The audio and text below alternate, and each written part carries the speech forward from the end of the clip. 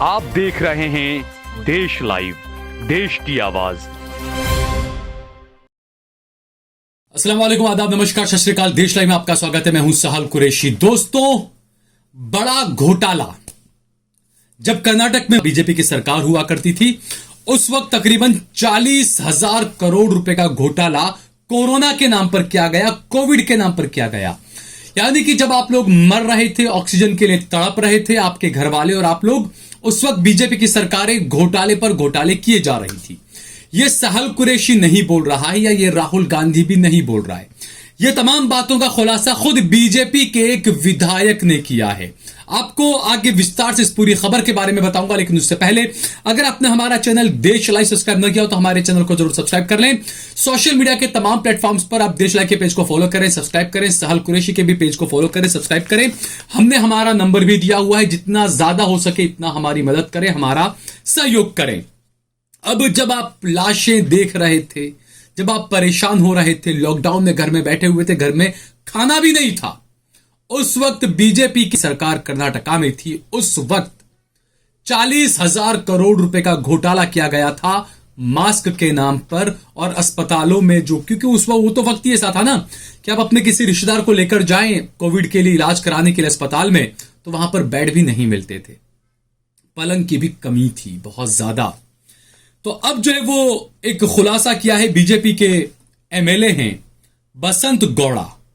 उन्होंने जो है वो खुद ने मीडिया से बात करते हुए आरोप लगाए और कहा कि जो मास्क 45 रुपए में आया है, उस मास्क का बिलिंग जो है वो, मास्क जो होता है ना, वो मास्क 45 रुपए में आया और उसका बिलिंग सरकार ने एक मास्क का 485 रुपया लगाया। बिल जब बनाए गए तो एक मास्क की कीमत 485 रुपया लगाई गई।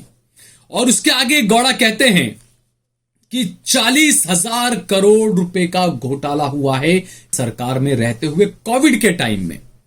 उसके आगे और वो क्या क्या बात कहते हैं, देखिए। उसके आगे वो कहते हैं कि सरकार ने 10,000 पलंग्स मंगवाए थे और 20-20 हजार किराए पर दिए गए वो पलंग्स। और इसके पूरे मिलाकर उन्होंने कहा कि 40,000 करोड़ रुपए का घोटाला किया। और वो कहते हैं कि ये पूरी जानकारी पब्लिक में मौजूद है, इंफॉर्मेशन मौजूद है। वो कहते हैं HK पाटिल ने जो है वो कोविड के टाइम में एक एक मरीज से 8 से 10 लाख रुपए की उगाही की है। ये बीजेपी के एमएलए बसंत गौड़ा ने खुद ने आरोप लगाए हैं दोस्तों। और ये जो तमाम चीजें हो रही है, जब बसंत गौड़ा मीडिया से बात कर रहे थे तो उस वक्त मीडिया के काफी सारे माइक्स, जिसे बूम माइक कहते हैं, गन माइक कहते हैं, वो वहां पर थे। जब बसंत गौड़ा बोल रहे थे तो दो बड़े चैनल TV9 और न्यूज 18, इन दोनों के माइक भी वहां पर थे। लेकिन न्यूज 18 और TV9 को पसंद करने वाले दर्शकों को अब होना चाहिए कि वो सवाल करे कि जब बसंत गौड़ा बाइट दे रहे थे तो वहां पर TV9 का माइक था, वहां पर न्यूज 18 का भी माइक था, लेकिन इन चैनलों पर यह खबर क्यों नहीं दिखाई गई? कोविड के टाइम में 40,000 करोड़ रुपए का घोटाला किया गया। इससे अब जो है वो सतर्क होना चाहिए देश की जनता को कि जो गोदी मीडिया नहीं दिखाता, अमूमन यही होता है ना कि ये गोदी मीडिया वाले होते हैं ना, वो अपने रिपोर्टरों को सब जगह पर भेजते हैं सिर्फ इसलिए कि आप उनके साथ बने रहें। लेकिन वो आपका इंटरव्यू लेंगे, आप तमाम बातें बोलेंगे, आप आधा घंटे का लेक्चर देंगे, 10 मिनट का भाषण देंगे आप। ये गोदी मीडिया वाले, अगर वो आपका भाषण, आपका लेक्चर अगर मोदी के खिलाफ हुआ तो नहीं दिखाएंगे उसको। सोशल मीडिया पर इस तरह के फोटो आते हैं, कौन सा नेता कहां क्या बात कर रहा है। आप अब थोड़े बेदार हो जाइए, सतर्क हो जाइए।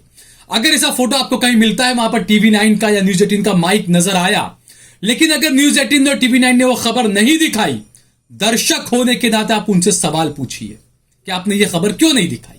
आप बच नहीं सकते कि आपको नहीं पता था। आपका रिपोर्टर वहां मौजूद था, आपका रिपोर्टर बीजेपी एमएलए बसंत गौड़ा का इंटरव्यू ले रहा था। जब वो बाइट दे रहे थे तो आपके चैनल का माइक वहां पर था, उसके बावजूद यह खबर आपके चैनल पर क्यों नहीं आई? और इसी को लेकर जो फैक्ट चेक करने वाले हैं, जुबेर ऑल्ट न्यूज के फाउंडर मेंबरों में से हैं, उन्होंने जो है वो इसको लेकर ट्वीट किया है। और जुबेर ने सीधे तौर पर ट्वीट करके ANI की जो सर्वे सर्वा है स्मिता प्रकाश, जो इस वक्त सबसे ज्यादा दो लोगों की चहेती बनी हुई है, और वो दो लोग हैं नरेंद्र मोदी और अमित शाह। नरेंद्र मोदी और अमित शाह किसी मीडिया को कहीं इंटरव्यू दे न दे, स्मिता प्रकाश को जरूर इंटरव्यू देते हैं और उसके बाद वहीं से वो इंटरव्यू हर चैनल में पहुंच जाता है। इसी को लेकर पॉइंट आउट करके जुबैर ने स्मिता प्रकाश से सवाल किया है। एएनआई को टैग करते हुए उन्हें लिखते हैं जुबैर, स्मिता प्रकाश एएनआई, भाजपा पर अपने ही विधायक द्वारा लगाए गए 40,000 करोड़ रुपए के कोविड खरीद घोटाले के इस आरोप को कब कवर करेगा आपका एएनआई। आगे जुबैर ने लिखा है, ज्यादातर मामलों में राष्ट्रीय मीडिया तभी कवर करेगा जब एएनआई उन्हें फीड भेजेगा। जैसा मैंने बताया, ज्यादातर यही होता है कि कुछ खबरें जो होती है एएनआई के रिपोर्टर जाते हैं, वो जाके खबर को कवर करते हैं और उसके बाद में एएनआई की तरफ से ईमेल करके या अपना जो फीड भेजने का जरिया होता है उसके जरिए जो न्यूज चैनल हैं, जो न्यूज एजेंसियां हैं, उनको एएनआई वो तमाम फीड और इंटरव्यू दे देता है और उसके बाद ही नेशनल मीडिया वाले इन खबरों को चलाते हैं। तो यहां पर जो है वो जुबैर ने पूछा है कि राष्ट्रीय मीडिया तभी कवर करेगा जब एएनआई इस फीड को भेजेगा। उसके आगे वो लिखते हैं, यदि यह आरोप विपक्षी सरकार के खिलाफ होता, यानी कांग्रेस पार्टी या यूपीए या इंडिया के किसी गठबंधन वाली सरकार के खिलाफ अगर यह आरोप लगता, तो एएनआई ने शहजाद पूनावाला, अन्नामलाई का एक वीडियो 25 मंत्रियों और सांसदों के प्रवक्ताओं आदि के वीडियो साझा किए होते। यानी कि यह घोटाला अगर कांग्रेस सरकार में हुआ होता या कांग्रेस के किसी गठबंधन वाली सरकार में हुआ होता, तो एएनआई जो है वो शहजाद पूनावाला, बीजेपी के कई सांसद, बीजेपी के सांसदों के कई प्रवक्ता, बीजेपी के कई प्रवक्ता, बीजेपी सांसदों के कई सारे पीए, उन सबको एएनआई ने यह वीडियो अभी तक भेज दिया होता और उन लोगों ने जो है वो सोशल मीडिया पर गोबर फैलाना शुरू कर दिया होता। तो यहां पर यह जुबैर ने आवाज उठाई और पूछा कि आप इस मामले में अब तक कोई ट्वीट क्यों नहीं कर रहे हैं। स्मिता प्रकाश, आप हमेशा जो दूसरी पार्टी का, जो विपक्ष की जो पार्टियां हैं, उनको आप अपने निशाने पर लेकर रखती हैं। पता नहीं, बड़ी अजीब पत्रकार हैं आप कि आपको सत्ता पक्ष की कहीं कोई कमी नजर नहीं आती। सत्ता पक्ष का एक एमएलए खड़ा होकर यह कहता है कि भाई घोटाले हुए हैं, उनकी सरकार में 40,000 करोड़ रुपए का घोटाला उस कोविड के टाइम पर हुआ जब देश सबसे ज्यादा बुरी हालत से गुजर रहा था। जिसे आप पप्पू पप्पू कहते हैं, उस पप्पू ने सबसे पहले आपको चेताया था कि कोरोना आने वाला है, खबरदार हो जाइए। तो उस वक्त मोदी सरकार के मंत्री हर्षवर्धन ने कहा था कि राहुल गांधी देश की जनता को गुमराह कर रहे हैं और डरा रहे हैं, कोविड भारत में नहीं आने वाला है, भारत मजबूत स्थिति में है। लेकिन उसके बाद कोविड में क्या हालत हुई यह हम सब ने देखा। न अस्पतालों में दवाएं थी, न रेमडेसिविर के इंजेक्शन थे, न ऑक्सीजन थे, न पलंग्स थे, न बेड्स थे। यह हालत हुई थी।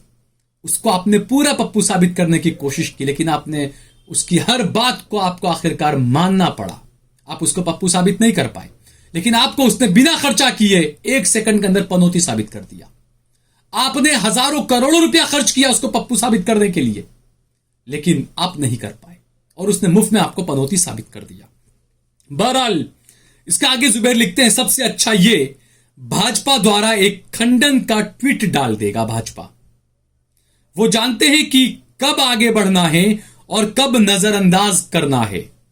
यदि वो ऐसा नहीं करते हैं तो वो सरकारी विज्ञापनों और कई अन्य लाभों से वंचित हो जाएंगे।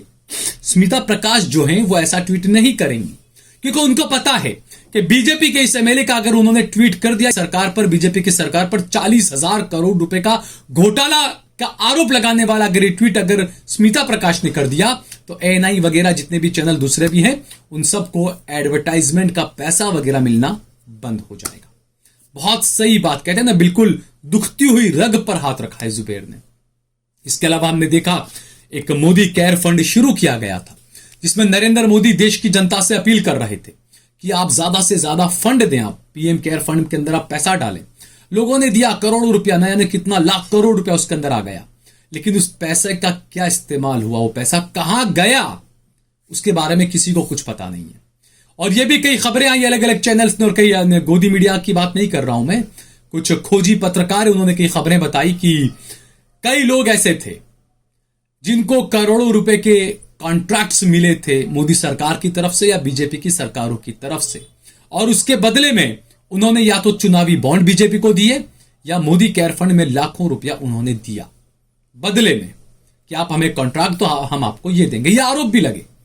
तो ऐसे में देश की जनता को समझना चाहिए, सोचना चाहिए कि गोदी मीडिया आपको किस तरफ लेकर जा रहा है। अगर आपको ये वीडियो पसंद आया हो तो इस पर कमेंट करें, इसे लाइक करें, इसे ज्यादा से ज्यादा शेयर करें। अगर आपने हमारा चैनल देश लाइव सब्सक्राइब न किया हो तो हमारे चैनल को जरूर सब्सक्राइब करें। हमने हमारा नंबर भी दिया हुआ है, हमारा ज्यादा से ज्यादा समर्थन करें। इस वीडियो को जितना ज्यादा हो सके शेयर करें। आपके जहन में अगर कोई सुझाव भी है तो वो सुझाव भी आप हमें जरूर भेजें।